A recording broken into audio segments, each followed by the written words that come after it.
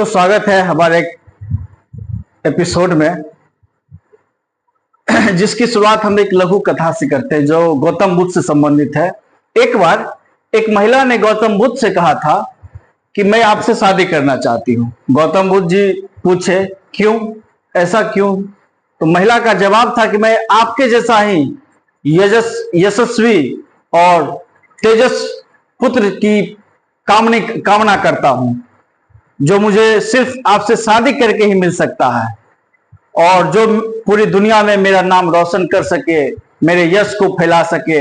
इसलिए मैं आपसे शादी करने की विनती करता हूं। गौतम बुद्ध ने कुछ क्षण सोचा और कहा कि इसका एक और उपाय है। महिला ने पूछा, क्या है उपाय?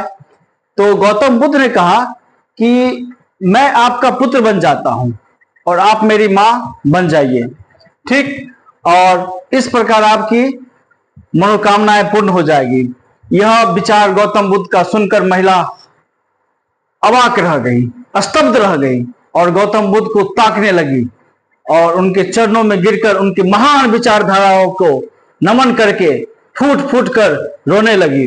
ऐसे विचार, ऐसे महान विचार के गौतम बुद्ध थे। कहने का मतलब यह है दोस्तों कि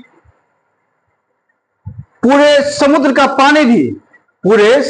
पानी भी एक जहाज को नहीं डुबा सकता जब तक कि जहाज पानी को अपने अंदर आने नहीं दे।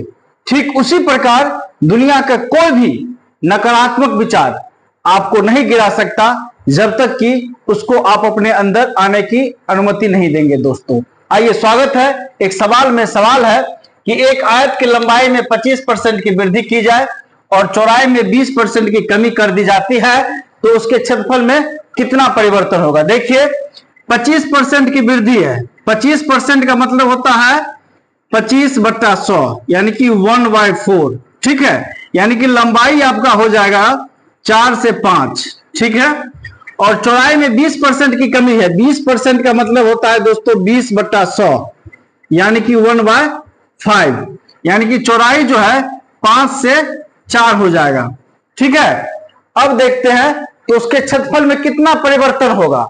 अब देख लेते हैं, क्षेत्रफल होता है लंबाई गुना चौड़ाई, 4 गुना 5 क्या हो जाएगा? 20, और 4 गुना 5 क्या हो जाएगा? 20। यानी कि आयत के क्षेत्रफल में 0% की वृद्धि होगी। जो पहले का क्षेत्रफल था वो बाद का क्षेत्रफल होगा।